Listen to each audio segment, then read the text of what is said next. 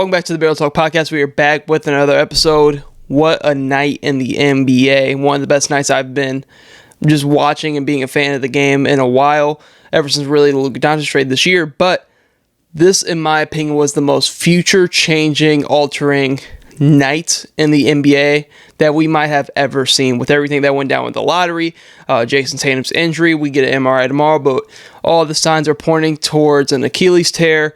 Knicks go up 3-1. The Wolves are about to go 3-1 on the Warriors. By the time I'm recording this, they are up 20 late in the fourth. Pacers have gone up 3-1, and then it's Denver and OKC in a war over there in the second round, tied up 2-2, going to OKC for Game 5 tomorrow. But in terms of a future-changing night, we'll touch more on it when we get to the Boston Celtics side of things and Jayson Tatum side of things. But in terms of the draft lottery, which is where we're going to start, where this night started off with the Dallas Mavericks having a 1.8 chance to win the NBA lottery, and they did it. They did it. Nico Harrison, after making... I feel like now that it's sat and rested upon people, I feel like a lot more people are starting to see where he was coming from, where the vision is with this whole Luka Doncic trade. But the main problem I have with it is doing a disservice to your team and organization by not auctioning him off for the rest of the league, because they would have definitely... I know Anthony Davis is an all-caliber, NBA caliber player, but they could have gotten a better package in terms of draft compensation, more young guys for the future, but they did this trade to try to win in the now, so that's for another topic for another day. But Dallas Mavericks ended up winning the NBA lottery, moving up 10 spots to get the number 1 overall pick. And just the top 3 in general is so mind-boggling to me, because I don't think there is a reason to be bad in the NBA anymore. It's a lottery system. This isn't like the NFL, to where, like, depending on where you place out in the conference and in your standings is going to determine your pick. No, this is the lottery. All of these teams have no reason to be bad. Charlotte, Utah, Washington now, all these teams don't have any real reason to be bad because they have the highest odds. We've seen back-to-back years now where 2 play-in teams have won the NBA lottery, and I think it's insane to say for a lot of these teams and organizations that purposefully try to be bad throughout the regular season, there's no point to do that anymore. There's no point to be actively tanking. You might as well just have your team try to compete. If the teams that make the plan, honestly, it's based off of a percentage, I get that, and it's a lottery, which there's always going to be a gamble with that, but what is the point of constantly tanking like the Utah Jazz, like the Washington Wizards, like the Charlotte Hornets, for all of a sudden a team like Dallas, playoff caliber team that just went through some injuries, a team like San Antonio, same instance this year, and a team like Philadelphia to all jump you?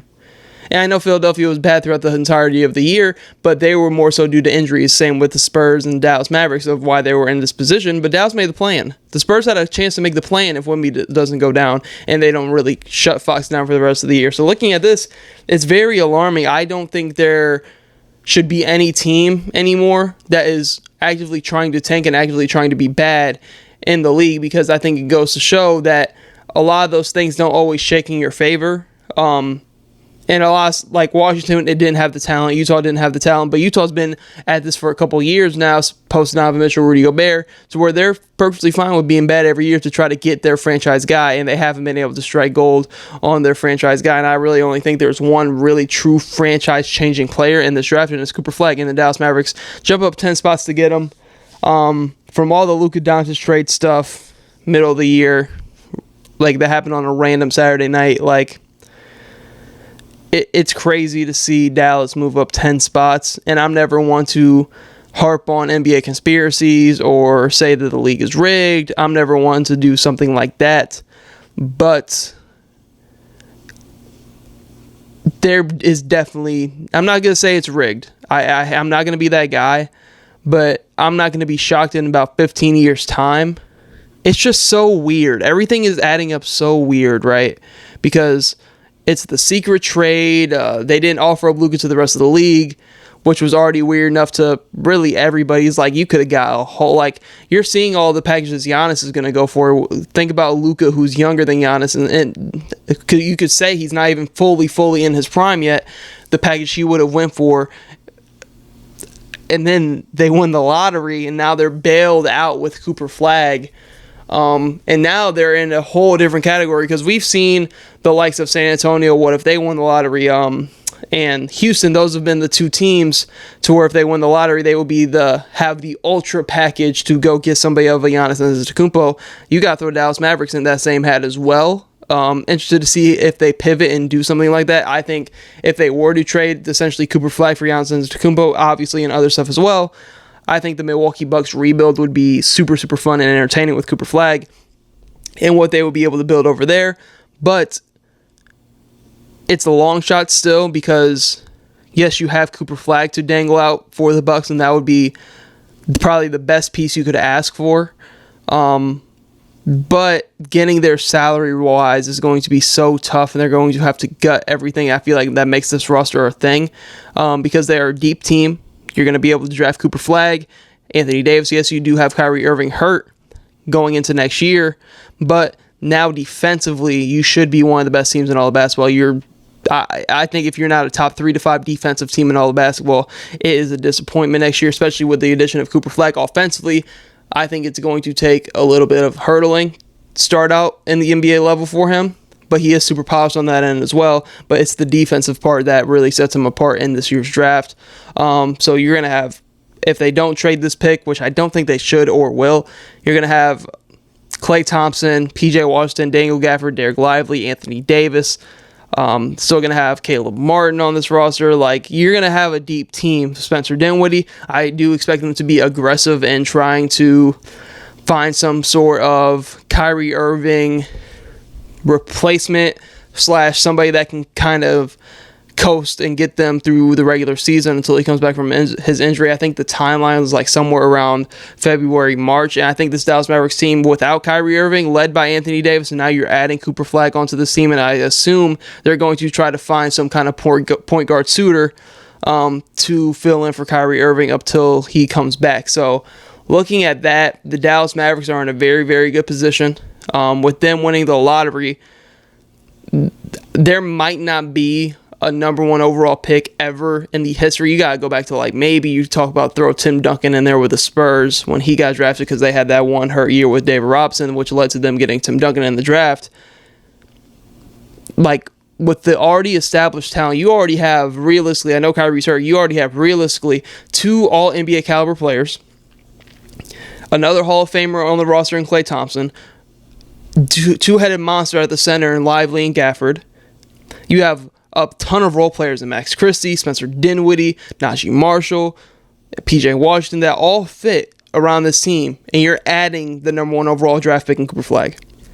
There has never been a number 1 pick that's going into a better situation than Cooper Flagg is about to go into with the Dallas Mavericks if they keep the pick, and I think they should, because I think it's the best thing for their long-term future because he is somebody that can come in, step in right away. From Nico Harrison's vision on defense wins championships, he is somebody that can step in right away and fill a role on this team. Interested to see where they do go because I do think they need another offensive initiator at that guard spot for sure.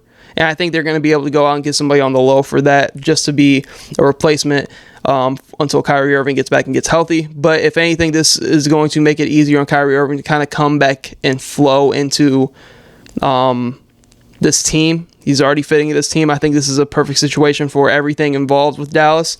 Now getting on to San Antonio, second pick. They could go a number of different ways. Like Ace Bailey, I think is the best fit. I'm going to have my mock coming out soon in the next couple of days. But looking at this, it's like I think Derek Harper, yes, he's better player and better prospect than Ace Bailey, but they could use the spacing of Ace Bailey rather than another guard because you already have Castle, you already have De'Aaron Fox.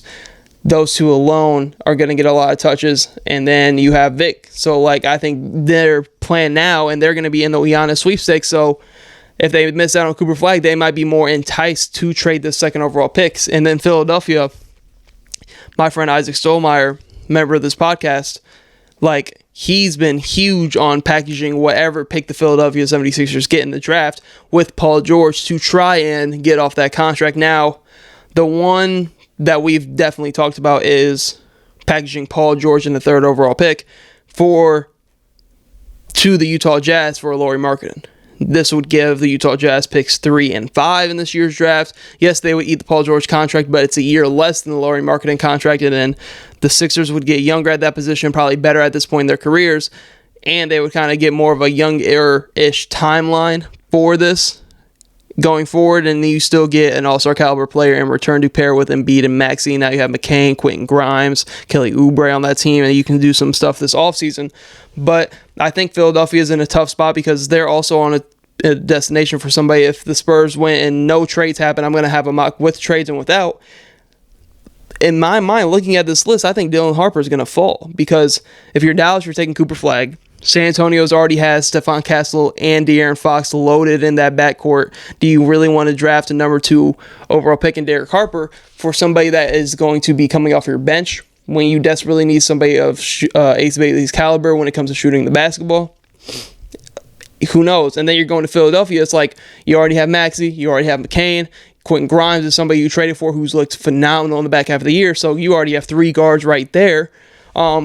And I think VJ Edgecombe could fit them perfectly. His defense and versatility that can play the 2 or the 3 and play a bunch of different lineups for them, and his athleticism in general, because McCain isn't the most athletic prospect player in the league. You don't have Quentin Grimes isn't the most athletic guard in the league, so adding some more athleticism to your wings and VJ Edgecombe could be huge for this team. I think it's a better fit than just going best player available in Dylan Harper.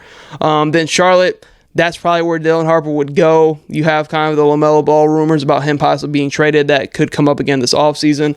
Utah's another interesting one. Utah is usually always a team that can go best player available. I really feel for a team like Washington who desperately needs, I know they got Alex R last year, but they desperately need a pairing with that going forward because their young core, especially when you see somebody like Denny Abdia, who they had thriving in Portland, I feel like he's really turned the corner. But now their young cores like Bilal Coulibaly, Alex Sarr, and that's really it. Jordan Poole's probably not going to be there for the long haul. You got Keyshawn George, who's nice, but Carrington, who's nice. But in terms of founding cornerstone pieces for your franchise, you don't have that yet, and you fall out the top 4 all the way to 6. That's worst case scenario. New Orleans is in an interesting position because this is a pick that they could definitely move. Brooklyn has 5 first-round picks this year, so they're probably going to take all those guys because they're looking to kind of reshape and reform this roster going forward. Toronto, they could go a bunch of different ways. I would love to see them go shooting at 9. Houston at 10. This is just kind of more of this is a 10th overall pick. You're getting a pick in the lottery for any trade that they want to do. Portland at 11. This is kind of where I expect Portland to be every single year. Chicago at 12. I feel like I've seen Chicago at 10, 11, 12 in the draft every single year for the past 6 years now. Atlanta at 13. This is an interesting one because they're in a position doing my mock and doing my research where they could take best player available because they can really do a lot with that roster. I like the direction they're going in. And then San Antonio, they have the 14th pick. So you can package up 2, 14, and you have a plethora of Atlanta Hawks picks to go out for Giannis. And before I get into that, I'm probably going to also do a video on just Giannis trades and just trade talk in general once we get kind of closer and probably into the NBA Finals where there's just more teams and more movement of how teams went out in the playoffs at this point. But for whoever trades for Giannis, the Bucks don't have their next first-round pick for a number of years. I don't know the exact number. I think it's the next 3 to 5 years. They don't have their own first-round pick. So they're not necessarily looking for just draft compensation. They're looking for that because Giannis Antetokounmpo and they want to add some more draft capital. But it's not going to be in their best interest in tanking unless they find a way to do some sort of pseudo 3-team trade, which I've seen ideas of where they trade with the Pelicans to get their first round picks back from them, and while they also add a young piece from another team. It's a crazy 3-team idea, but if they don't get their draft picks back, there's no incentive reason for them to be bad, and then they're just better off just trying to get young talent that's already established for Giannis Antetokounmpo to try and compete further down the line and to more so make this kind of rather more of a retool than a full-on rebuild. I think that's in their best interest as a team going forward. But kind of just talking about the lottery, some things that are going to be interesting now that I have the full lottery first round and everything. It makes it easier for me to kind of dive in and do my mock draft now that everything is set in stone. But it's going to be interesting. This is Cooper Flagg going to Dallas as of right now. Man, it's going to be interesting. With everything Dallas has been through over the last year, this is a team that went to the finals. traded Luka Doncic, and landed the first overall pick in Cooper Flagg within a year's time. Crazy to see. If I'm a Dallas fan, if I was a Dallas fan, I don't even know what kind of mindset I would be having. Like, you trade Luka, you were in the finals, trade Luka Doncic, a season from hell in terms of injuries, and then you just land Cooper Flagg. Crazy. I personally don't know any Dallas Mavericks fans, but let me know in the comments what you guys are feeling, because this all to happen in one calendar year, a little bit over that, is insane as a fan's perspective. But moving on, right after that, Boston Knicks, we had an all-time great game in the making. Jayson Tatum, for all the flack that he was getting for how he's played in this series, I understand it. The shot attempt on the last game-winning shot attempt was bad. It was a turnover.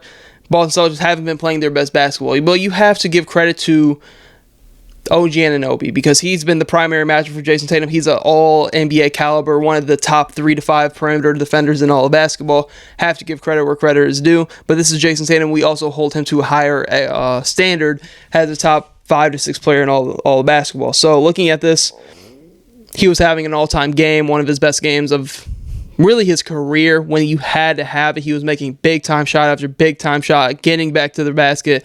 Nobody on the Knicks could stay in front of him. He was always just finding a way to make the right play as well. He had over 40 points in this game. He was absolutely dialed in, hooping from long range as well. And with the game he was having in the third quarter, he was on a heater. Him and Brunson were going back and forth in the back half of that third quarter. The game was going to be an all-time great finish.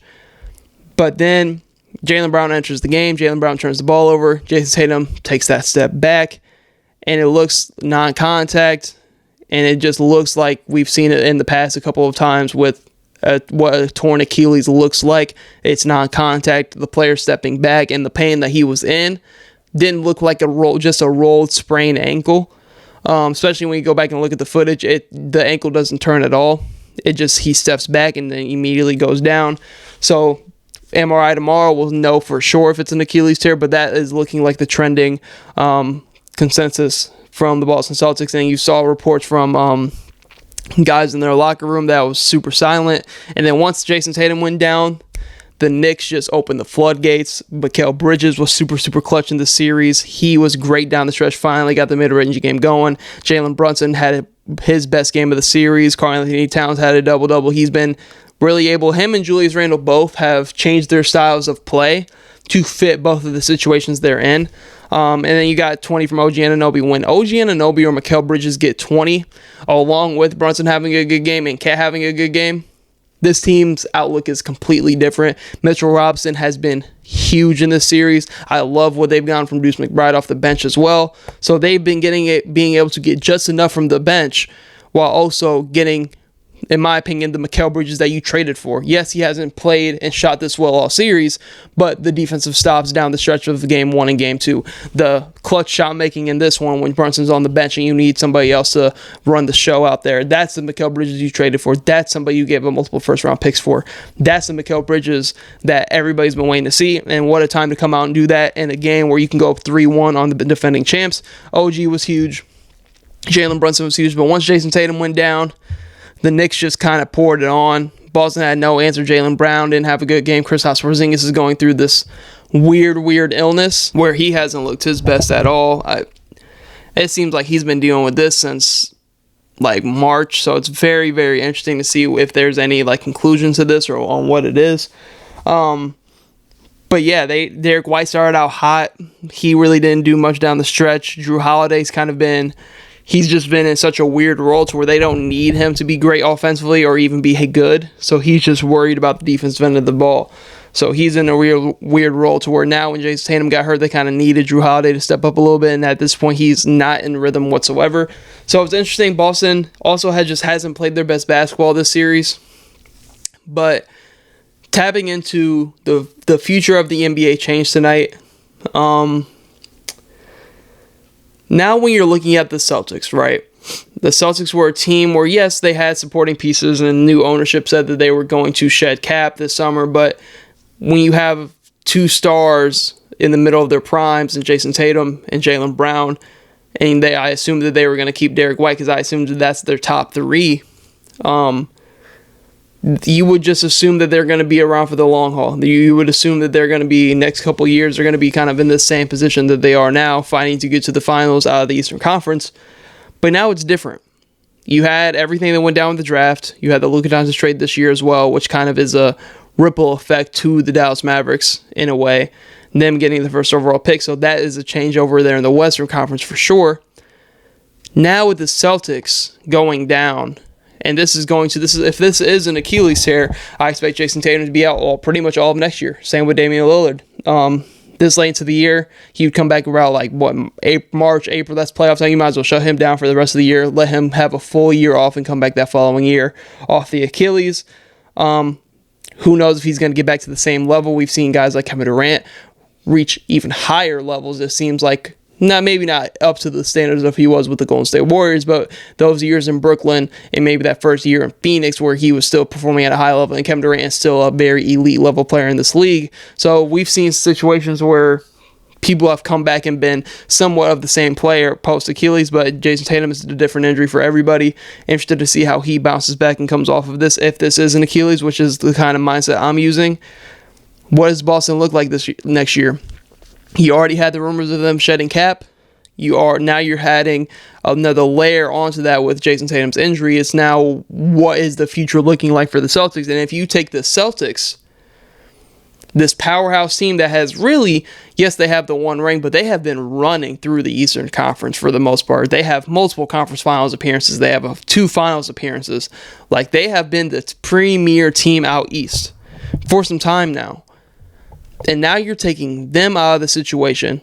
No Jayson Tatum next year. The team, new owners are trying to shed cap. Who knows what this roster is going to look like in the future? And when you're taking the best team in basketball for the past couple of years, in my opinion, in the Boston Celtics, out of the situation, what's going on with the future? Now everything is so wide open this year. Because, yes, the Knicks won those first 2 games. I was always of the mindset of, especially with the way Boston came out tonight, I was like, oh man, the Knicks can be super streaky at times, and I'm just like, man, all it takes is a bad 3-minute stretch in the third quarter, and Boston is running away with this game with the way they can shoot the ball, but they have such a up and down series as a team to where it was just the Jayson Tatum show, and he was keeping them in this game. But what does the future look like? In my opinion now, the championship, when you have the Pacers up 3-1 on a 61 team in Cleveland, you have the New York Knicks up 3-1 against the defending champs, you have Minnesota up 3-1 against the Golden State Warriors with no Steph Curry. If I'm New York, Minnesota, or the Pacers, especially now that Boston isn't coming out of the Eastern Conference, because I just assume the Knicks are going to take care of business, the championship has been opened. The championship has been opened, especially now with Boston being out, down 3-1, no Jayson Tatum. Now you're looking to the other side, and you have a war, you have a battle between the 2 top MVP candidates, and Nikola Jokic and SGA, with OKC and Denver tied up 2-2. So they're taking one another out. If I'm Minnesota, we've had Denver's number the past year. If I'm Indiana, we just bounced New York last year. I know it's a completely different team, but we're confident in our ability. We just beat a 60-win team in 5 games. We're confident we can beat them. If you're the Knicks, we came back down from 20 against the Celtics twice on the road, and we're about to close them out in 5 games. They're the defending champs even without Jayson Tatum. And if you're Minnesota, yes, you beat the Warriors without Steph Curry, and you're up 3-1. You're probably going to close this out at home, but you're confident, and you have a good matchup against a team like Denver and OKC where you match up very well against both those teams. So it's like, if I'm one of those 3 teams, I'm like, oh, this is it. If you're a fan base of Minnesota, Indiana, or New York, and even Denver and OKC, but those 2 teams I feel like are like a step above, if you know what I'm saying. They're just, especially with how Denver's played against OKC and how they've matched up with them and how OKC looked, and they've been so dominant over the regular season. You've seen those 2 teams, and then it's the other 3 teams right now. In just terms of how I'm looking at it, it's like, if you're Indiana, New York, or Minnesota, this is the year. Indiana and Minnesota being smaller markets, like this is the year. Especially if you're a New York fan, this has to be it. There is no, I promise you, within the next 5 to 6 years, the door won't be as open as it is right now in the next decade for these three teams. It won't be. Like Minnesota, New York, and Indiana, this has to be the time. This has to be, especially if you're like a team like Indiana who everybody kind of looks over and you just beat the Cavs, 60-win team in a convincing 5 games because they beat the Cavs by 40 at home. So that series is over in my opinion. So looking at this, it's like, man, the door is open and the future is so insane with how it's looking right now to where anything can happen. I wouldn't be surprised. Anybody could win the championship this year and I'm not going to be completely shocked out of this world because Indiana has a case, Minnesota has a case, Denver and OKC for sure have a case, and then New York has a case.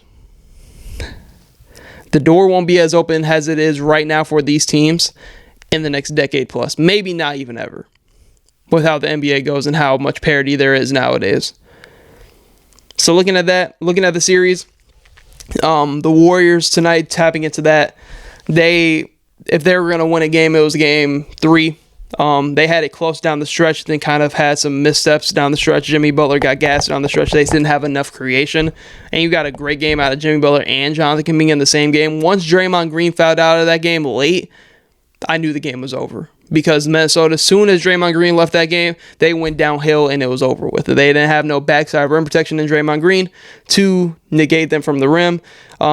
This game right here, they had a great first half, and then as soon as the second half started, the first 3 possessions, I was like, oh, they're in trouble. Because Anthony Edwards got it going in that third quarter. In my opinion, Jimmy wasn't aggressive enough, especially in this game. He looked gassed. He looked exhausted. He looked tired. But long shot, Game 5 is the day Curry's supposed to be reevaluated. Everybody's saying Game 6, but season on the line, he might attempt to give it a go. But down 3-1, I think Minnesota's still going to take care of business, even if Curry plays, dealing with the hamstring, something he's never dealt with. Him playing, coming off this injury, who knows what he looks like with his movement. But if I'm the Warriors going in the future, right? We're doing a lot of future talk, but this is a very future kind of table set day we had this NBA season. They need another point guard off that bench. They have a lot of tweeners, a lot of guys that can handle, but they don't set the table for anybody. So if I'm them, now you have Jimmy Butler long term. You have Steph Curry, who still shown, I know he's dealing with the hamstring injury now, but he's still shown very much so to be able to be that guy. You have him paired with Jimmy Butler. You still have a Draymond Green. Yes, this team is older, but I still think their window is slightly open. But they have to make the right moves this offseason. They need to add some more size desperately because the Western Conference is getting nothing but bigger. Because you can't have teams like Houston be able to just throw 2 bigs out there and you're struggling. You can't have same with Minnesota. So they need to add at least some more size that can rebound, right? And a point guard, because I feel like this shows, and obviously when they're losing Steph Curry, you still have Draymond Green's playmaking ability. Same with Jimmy Butler. But if anything showed you need a backup point guard that can really set the table for a lot of guys to where even if you don't have Steph Curry due to injury or him just being on the bench and resting, like you have something in your back pocket because Podziemski's more of a 2, he's more of a tweener, he's more of somebody that can handle, but he doesn't really set the table for anybody, and he had a rough series against the Minnesota Timberwolves. He just wasn't able to hit a shot. I feel like this Warriors team is just a little too gassed at this point, especially without Steph Curry, because if just looking at the start and how game 1 was going and how hot Steph Curry started out in those 13 minutes and how kind of poorly Minnesota has played against this Warriors defense, if Steph Curry doesn't have that injury, I think the Warriors would have been a way different series because the Warriors defense has, for the most part, at least in games 1, 2, and 3, really held the Minnesota Timberwolves in check from a defensive perspective for most of the game, to where if you add Steph Curry to that mix, this is a completely different series. But he got hurt. But for the Warriors, they need to add some more size, definitely need to figure out what they're doing with Jonathan Kuminga, because then I'm surprised that he's able to put on this performance that he has in the past 2 games after being on the bench for like the past month and a half. He had 30 last game. He's going to end up with like 20, 25 tonight. So it's like, man, what do they do with him? I assume they're going to try to work out some kind of sign and trade, because I don't know if they want to commit to him long term, because Steve Kerr's already committed to saying that he didn't like the minutes with him and Jimmy Butler on the court together. So it's like, what are you going to do with that? But going into the future, I think the Warriors window is still slightly open, but they need to make the right moves this offseason. Get more athletic, because dealing with an OKC, a Minnesota, a Houston, like, these are athletic defensive teams that can do a lot to you defensively. So you need to get younger, more athletic, and add some more size, because if anything, the Warriors struggled this postseason with was size. When Houston threw out that double big lineup, they had no answer for it, but they ended up getting out of that series.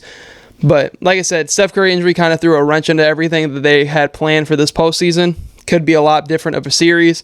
But even then, if they got to the next round, OKC and Denver are 2 tough matchups, especially Denver. If you've seen any sort of Denver versus Warriors over the past 3 years, Denver has just had their number. They have no answer for Jokic whatsoever.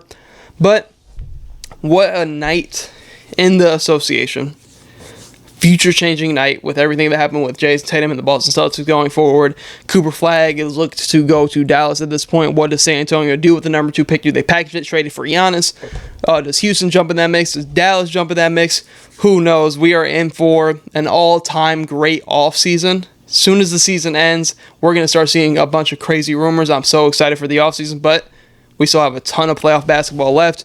We have a ton of 3-1s going into the conference finals with the window this open to win a championship for this team. This is what basketball is all about. Thank you guys for tuning into the Barrel Talk podcast. Hope you tune in to future episodes.